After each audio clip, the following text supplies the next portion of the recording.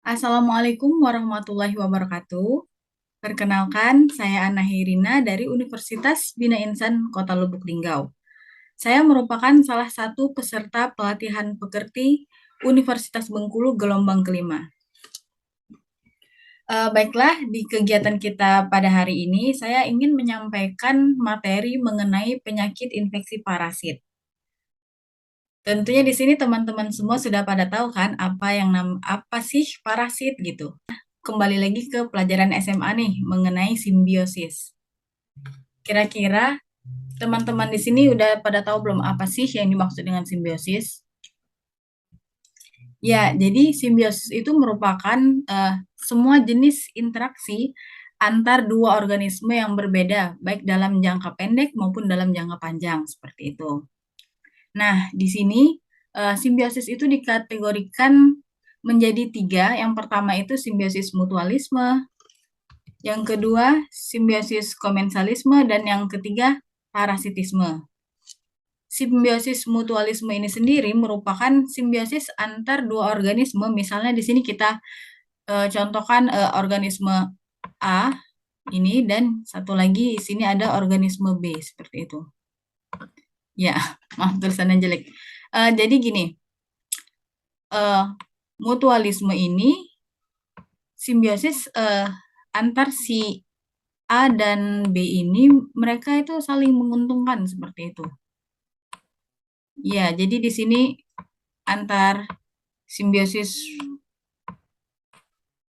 mutualisme dari A dan B ini mereka saling menguntungkan dan saling diuntungkan seperti itu. Oh ya, saya mau jelasin dulu sebelumnya.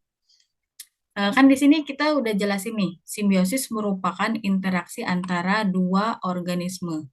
Nah, dua organisme ini kita sebut ada yang namanya simbion, terus ada yang namanya inang. Gitu. Nah, contohnya seperti ini. Misalnya si organisme A ini dia merupakan inang nih. Ya inang. Sedangkan si organisme B ini dia merupakan simbion gitu. Jadi antar si inang dan si simbion ini mereka sama-sama menguntungkan seperti itu. Sedangkan simbiosis yang komensalisme, jadi di simbiosis komensalisme ini kita bisa tahu antara kayak tadi ya simbiosis antara A dan B ini, misalnya si simbion nih, si simbion dan si inang ini satu diuntungkan dan satunya tidak dirugikan juga tidak diuntungkan seperti itu. Jadi kayak tadi misalnya si organisme A dan organisme B, kita anggap saja seperti tadi organisme A ini merupakan si inang dan organisme B ini merupakan si simbion.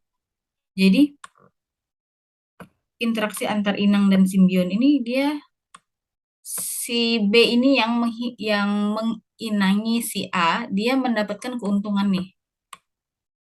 Karena dia numpang hidup lah istilahnya ke organisme A. Sedangkan si organisme A ini dia merupakan inang, eh, ada dan tidaknya keberadaan si B ini dia netral gitu. Gitu. Nah, yang terakhir yang akan kita bahas pada hari ini yaitu mengenai simbiosis parasitisme. Jadi udah jelas ya, namanya kan parasitisme nih. Berarti ada yang bersifat parasit, artinya merugikan gitu. Di sini saya akan kasih lihat contoh simbiosis tadi. Di sini dapat kita lihat antar ikan Nemo sama anemon. Nah, untuk contoh simbiosis mutualisme ini dapat kita lihat di ini hubungan antara si anemon dan ikan Nemo seperti itu. Sedangkan yang di komensalisme ini dapat kita lihat di hubungan antara ikan hiu dan ikan-ikan kecil di sekitarnya seperti itu. Jadi ikan kecil ini dia selalu mengikuti kemana perginya si hiu dengan apa ya? Dengan catatan mereka akan memakan sisa makanan si hiu. Jadi karena yang dimakan itu merupakan sisa makanan si hiu, jadi hiu itu merasa tidak dirugikan seperti itu. Nah, untuk gambar yang ketiga bisa kita lihat di sini ada ikan dengan apa ya, parasitnya. Jadi si antar ikan ini kan merupakan inangnya tuh. Sedangkan si parasit ini merupakan salah satu parasit isopod. Ya, dia merupakan simbionnya seperti itu. Jadi kalau kita lihat dari gambar ini, kira-kira apa yang dapat kita tangkap? Iya, tentu saja jika si parasit ini, si simbion ini apa ya, mendiami tubuh ikan di bagian ini kan di bagian lidah nih, otomatis akan mengganggu nih, mengganggu si ikan, dalam misalnya dia mau mencerna makanan, mau mencari makan gitu kan dia merasa terganggu seperti itu. Jadi sama kayak kita kalau misalnya misalnya nih di mulut kita tuh kayak ada sariawan atau apa gitu, otomatis kan kita mau makan tuh terasa terganggu kan seperti itu, susah nelan dan lain sebagainya. Nah, sama juga di ikan, ikan juga akan merasakan hal yang sama. Gitu. Nah, ini ada contoh lain lagi simbion antar rajungan ya, kepiting rajungan dan si tritip nih. Nah, bisa kita lihat nih di gambar atas dulu nih. Kita lihat di gambar atas tuh kan ada rajungan nih. Terus ada kira-kira ada 1, 2, 3, 4, 5, 6, 7, 8, 9. Kira-kira ini ada 9 simbion. Simbion di sini udah pada tahu kan ini apa? Yang bulat-bulat gini? Iya, ini teritip. Jadi teritip ini dia merupakan simbion gitu. Nah, kalau misalnya si simbion ini apa ya, mendiami tubuh si kepiting rajungan ini dalam intensitas yang sedikit, artinya jumlahnya tidak terlalu banyak. Eh, Seperti gambar yang di atas ini kan, jadi kita bisa lihat nih si rajungannya itu dia merasa tidak terganggu. Jadi dia apa ya? Dia akan merasa terganggu apabila si teritipnya ini, si simbion ini dalam jumlah yang banyak. Coba kita bayangin, kalau misalnya, oke fine, misalnya bentuk apa ya, teritipnya seperti ini nih, dia hanya mendiami di misalnya kita bisa lihat nih cuma dicapit terus di karapas beberapa seperti itu kan. Kira-kira si kepiting ini merasa terganggu berenangnya atau tidak?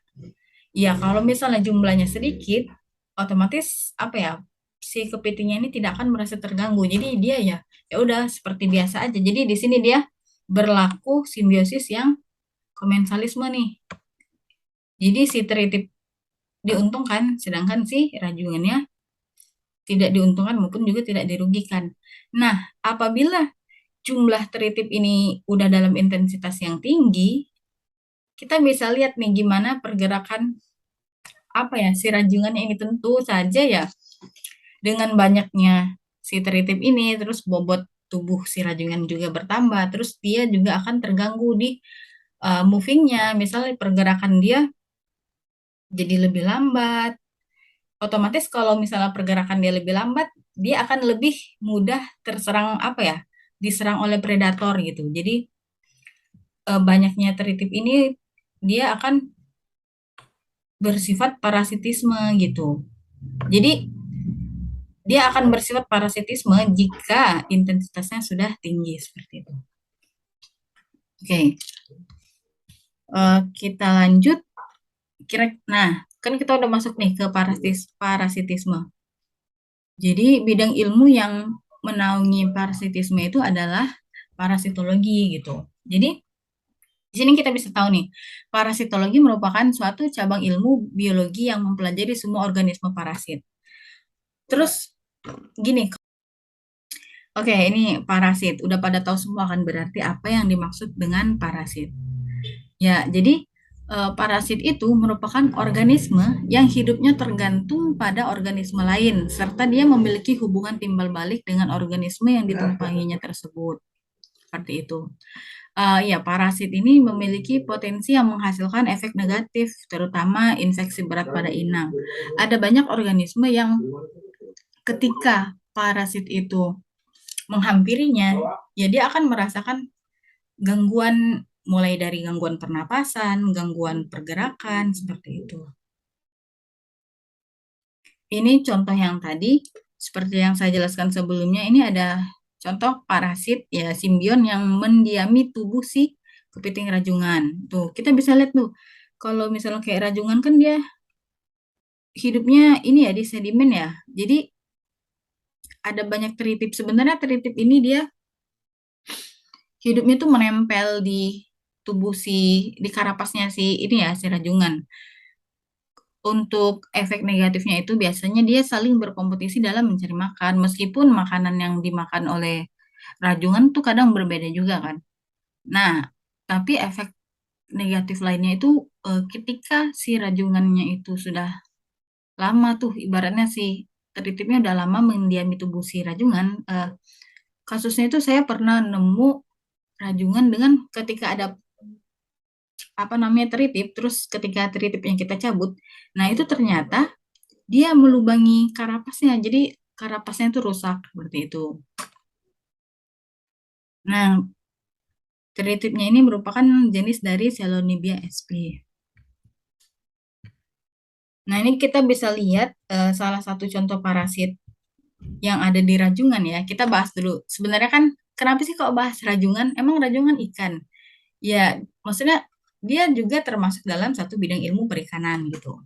Meskipun dia bukan dari kelas Pisces, dia dari kelas krustase gitu. Nah, untuk salah satu jenis dari parasitnya itu contohnya yang ini seperti ini yang di atas. Di sini kita bisa lihat ada parasit di bagian insang si rajungan. Kira-kira dampak negatif apa yang akan diberikan parasit ini nih? Nih, kalau kita lihat secara mikroskopis bentuknya seperti ini. Jadi dia akan menancapkan akarnya tuh di bagian insang gitu. Nih, jadi dia akan menancap di sini nih, bagian ini. Nah, kira-kira dampak buruk apa sih yang akan dihasilkan oleh si parasit Octolathmis ini? Iya, karena si parasit Octolathmis ini mendiami tubuh inangnya di bagian insang, otomatis ya dia akan mengganggu pernapasan si inang. Jadi dia menghambat sirkulasi oksigen. Terus jika gini, jika sirkulasi oksigennya terhambat, pernapasannya terhambat, itu akan mengganggu metabolisme dari si inang seperti itu. Sebenarnya nggak cuma di rajungan ya, di ikan juga ada banyak parasit yang hidup menempel di bagian tubuh si ikan. Biasanya tuh kalau di ikan ada parasit, saya pernah nemu tuh seperti yang dari kelas nematod seperti itu.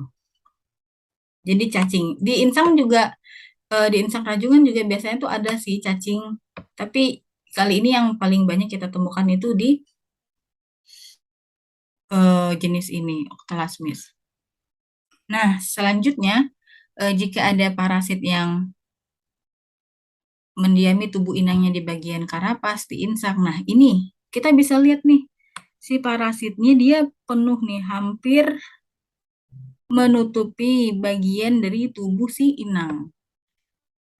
Otomatis kalau udah apa ya, intensitasnya udah sebanyak ini, terus udah menutupi seluruh permukaan tubuh, otomatis ini pasti akan memberikan dampak negatif, baik itu dari kompetisi makanan maupun dari mengganggu apa ya pergerakannya si inang, terus dia juga akan mengganggu metabolisme si inang.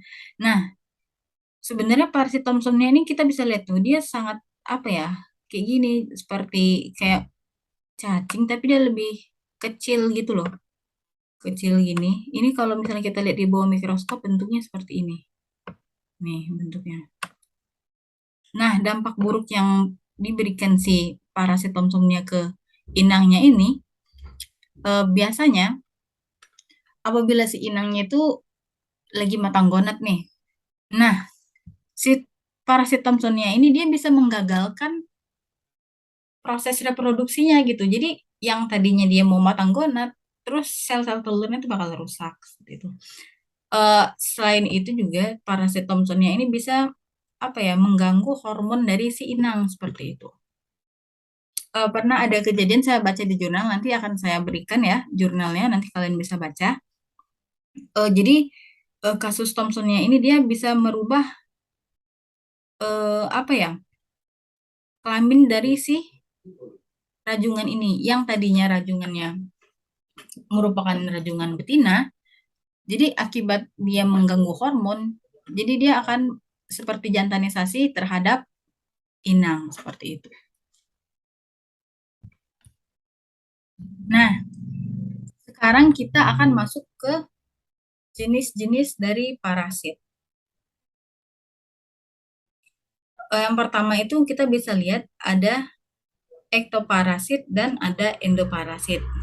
Nah, mungkin ya ada yang bisa jelasin nggak di sini? Endoparasit itu apa? Ektoparasit itu apa? Ya, betul. Jadi di sini bisa kita lihat ya, ektoparasit itu merupakan parasit yang hidup di permukaan luar dari si inang. Seperti di tadi kayak di sirip maupun di kulit seperti itu. Nih contohnya kayak tadi yang di slide awal tadi ada isopod, terus ada Baranchihurans, ini kayak sejenis isopod juga. Seperti yang tadi yang kayak steritip, terus yang Octalasmis itu dia merupakan ektoparasit karena dia dia hidupnya di permukaan seperti di insang sama di karapas tadi. Nah, sedangkan untuk di bagian endoparasit, jadi endoparasit itu merupakan parasit yang hidupnya di dalam tubuh inang. Jadi dia hidupnya tuh di otot, di hati, terus maupun di pencernaan tubuh si inang itu. Biasanya tuh apa ya? Organ pencernaan yang paling sering kita temukan endoparasit seperti tapeworm ini. Jadi biasanya tuh kita bisa lihat ada cacing di bagian pencernaannya seperti itu.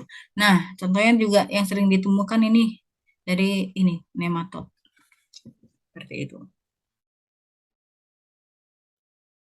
Nah, bila kita tinjau dari siklus hidupnya, parasit itu dapat kita kelompokkan menjadi 3 golongan. Yang pertama itu ada parasit intermittent, yang kedua parasit fakultatif, dan yang terakhir itu parasit obligatory. Apa sih penjelasannya? Jadi di sini dapat kita lihat parasit intermittent itu siklus hidupnya secara periodik gitu. Jadi dia pada waktu tertentu dia bisa hidup di tubuh si inang, namun pada suatu waktu dia bisa juga kayak udah mulai bosan nih, dia mau cari pindah ke inang yang baru seperti itu. Contohnya di sini ada Ichthyopterus multifitilis seperti itu.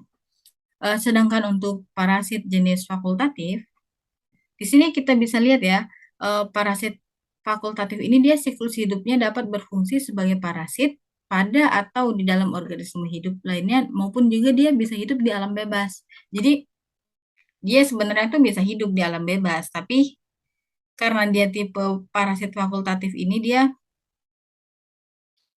bisa misalnya suatu saat apa ya, jika dia nemu inang yang cocok, dia akan hidup di inang tersebut. Seperti itu. Contohnya itu ada parasit dari jenis Argulus. Untuk yang terakhir itu parasit obligatory. Nah, ini siklus hidupnya penuh atau dia permanen nih. Fungsi dia sebagai parasit itu sangat berlaku. Jadi dia memang benar-benar parasit di seluruh siklus hidupnya seperti itu. Contohnya itu ada Cyclosaeta sp. Nah, sekarang kita akan bahas dampak apa sih yang diberikan parasit pada tubuh si ikan. Yang pertama itu jika si parasit ini menginfeksi bagian kulit, otomatis eh, dampak negatifnya itu dia kulitnya akan terlihat pucat, terus juga akan lebih berlendir seperti itu. Nah, ikan tersebut biasanya akan menggosok-gosokkan tubuhnya pada benda yang ada di sekitarnya untuk melepaskan parasit yang menempel pada tubuhnya. Di sini kita bisa lihat ya, sebelum misalnya kita untuk mengetahui kalau misalnya di akuarium nih, untuk mengetahui apabila si ikan kita sehat atau enggak, kita lihat aja tingkah lakunya. Kalau misalnya tingkah laku si ikan itu dia kayak gelisah, terus kayak dia lebih apa ya mepet ke dinding akuarium, terus dia kayak lebih menggosok-gosokkan tubuhnya. Nah, itu bisa diindikasikan kayaknya ada sesuatu deh yang nempel di kulitnya, entah itu parasit atau apa gitu. Jadi kita bisa lihat gitu. Nah, untuk yang di bagian insang, sebenarnya kalau ini kan kita harus tangkap dulu sih, ikannya harus kita buka insang yang kita lihat gitu kan. Oke, kalau misal parasitnya yang bisa kita lihat secara kasat mata. Namun untuk yang ukuran mikroskopis kita harus bawa ke laboratorium seperti itu. Nah, serangan penyakit pada insang ini biasanya akan menyebabkan ikan sulit bernafas. Terus tutup insangnya akan mengembang dan warna insang akan menjadi pucat. Seperti ini ya. Kita bisa lihat di gambar yang di bagian atas ini, ada parasit yang menginfeksi bagian insang, ya otomatis kita bisa lihatnya tuh apa ya? Kita bisa lihat eh, berwarna pucat terus agak mengerikan seperti itu kan. Nah, sebenarnya juga dampak dari si parasit ini selain berdampak pada si ikannya, juga sebenarnya dia akan berdampak pada nilai ekonomi si ikan gitu. Ya contohnya kalau misalnya kita ke pasar beli ikan, pasti yang kita lihat pertama kali di insang kan. Kalau insangnya seperti ini, otomatis kita pasti nggak mau beli. Jadi kita singkirkan. Jadi dia menurunkan nilai ekonomi dari si ikan itu. Jadi kita balik lagi di sini, pada lembaran insang sering terlihat bintik-bintik merah karena pendarahan kecil atau peradangan. Nah, hal ini akan menyebabkan ikan stres hingga akan mudah terserang penyakit gitu. Ini contoh-contohnya ikan yang menginfeksi di bagian kulit dan insang. Seperti ini yang di bagian kulit dan sirip itu ada Thelohanellus sp dan di bagian kulit juga ada Argulus nih, Argulus yang tadi. Nah, selanjutnya dampak infeksi parasit pada bagian tubuh ikan yang di organ dalam atau di sini kita bisa sebut eh, umumnya itu bukan umumnya ya, ya endoparasit gitu yang hidup di organ dalam si ikan gitu. Jadi penyakit yang menyerang organ dalam sering mengakibatkan perut ikan membengkak dengan sisik yang berdiri atau penyakit erupsi ya, kita sering bilangnya gitu. Terus hal ini akan mengakibatkan ikan mengalami penurunan dan mengakibatkan peradangan dan jika menyerang gelembung renang, ikan akan kehilangan keseimbangan pada saat berenang. Ya, jadi jika parasitnya itu intensitasnya sudah banyak, terakumulasi di dalam organ pencernaan, kita bisa lihat tuh seperti ini.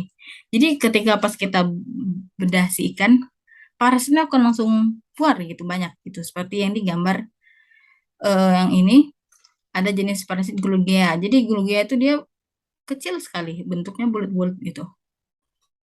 Nah, ini yang di organ pencernaan ya. Ada juga parasit yang kita temukan di otot, di daging.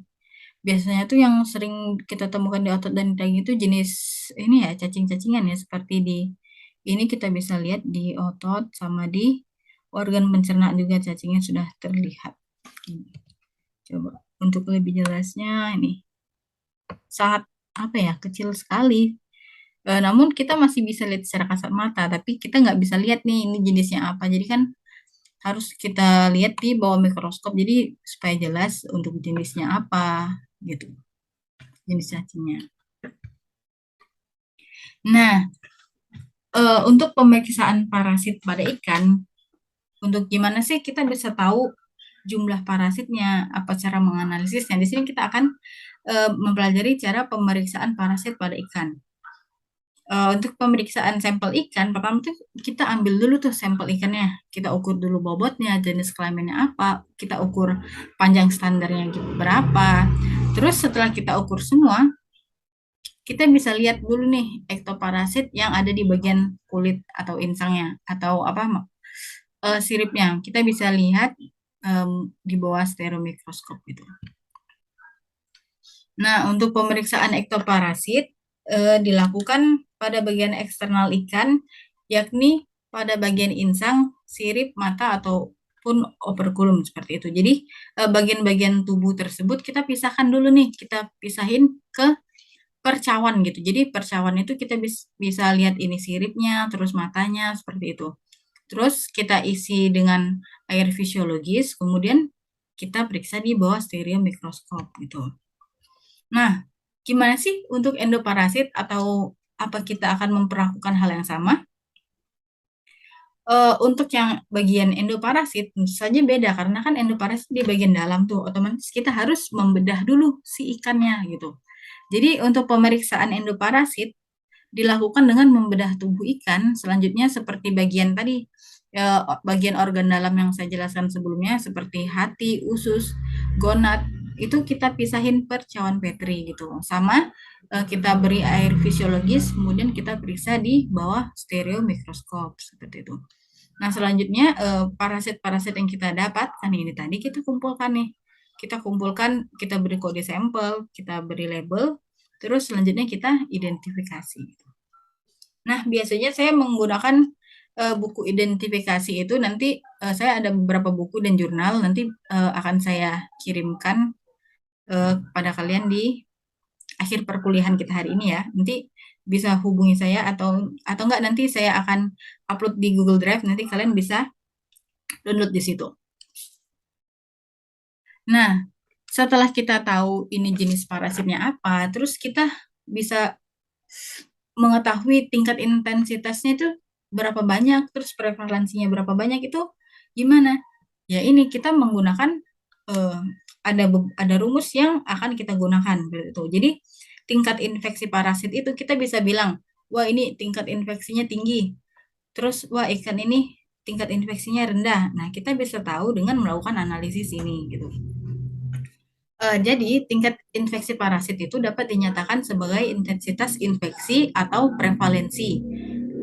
Nah, tingkat infeksi dan investasi untuk setiap ikan dan spesies parasit ini diwakilkan oleh misalnya di sini kita bisa lihat ada prevalensi. Prevalensi ini merupakan jumlah inang yang terinfeksi satu atau lebih individu dari spesies parasit tertentu dibagi dengan jumlah inang yang diperiksa. Jadi untuk mengetahui prevalensinya si parasit itu, jadi kita misalnya kita ada 30 sampel ikan nih. Terus kita bisa tinggal ini aja. Jumlah ikan yang terinfeksi. Jadi dari misalnya gini. Dari sampel 30 ikan, misalnya ini sampel kita nih. Sampel kita ada 30. Terus jumlah ikan yang diamati ya jumlah ikan yang diamati itu 30 ya. Terus jumlah ikan yang terinfeksi. Jadi dari 30 ikan ini jumlah yang terinfeksi misalnya 15. Terus jumlah ikan yang diamati 30. Jadi gini aja mudah sekali ya untuk menghitungnya. Jadi untuk mengetahui prevalensi yaitu jumlah ikan yang terinfeksi oleh satu spesies dibagi jumlah ikan yang diamati terus dikali 100 seperti itu. Nah, untuk mengetahui intensitas dari parasit ini untuk intensitas rata-ratanya itu merupakan jumlah rata-rata individu suatu spesies parasit yang secara teoritis dapat ditemukan pada inang yang terinfeksi. Ini adalah jumlah total parasit dalam sampel dibagi dengan jumlah inang yang terinfeksi. Jadi untuk mengetahui mean intensity-nya, jumlah satu spesies parasit, misalnya ada berapa nih jumlah satu spesiesnya? Misalnya spesies parasit A, jumlahnya ada 5. Terus jumlah ikan yang terinfeksi oleh spesies parasit tersebut. Jadi dari 30 sampel tadi, ternyata yang terinfeksi parasit A ini ada 3 ekor gitu. Jadi itu kita bisa lihat intensitasnya. Untuk rata-rata kelimpahan ya hampir mirip seperti tadi. Jadi rata-rata kelimpahan itu dihitung dengan jumlah spesies parasit dibagi dengan jumlah ikan yang akan diamati seperti itu. Selanjutnya itu ya. Oh ya, saya belum jelasin untuk intensitas. Jadi untuk si intensitas ini kita hanya menunjukkan kisaran dari jumlah parasit terendah hingga jumlah parasit tertinggi itu dari spesies tertentu. Misalnya parasit misalnya di sampel ikan apa ya? Misalnya untuk sampel parasit A. Jadi intensitas parasit A ini misalnya dia cuma 5 sampai 6 ekor seperti itu. Oke, baiklah sampai di sini dulu materi perkuliahan kita pada hari ini. Dulu ya perkuliahan materi kita pada hari ini. Terima kasih. Saya akhiri. Wabillahi taufiq wal hidayah. Wassalamualaikum warahmatullahi wabarakatuh.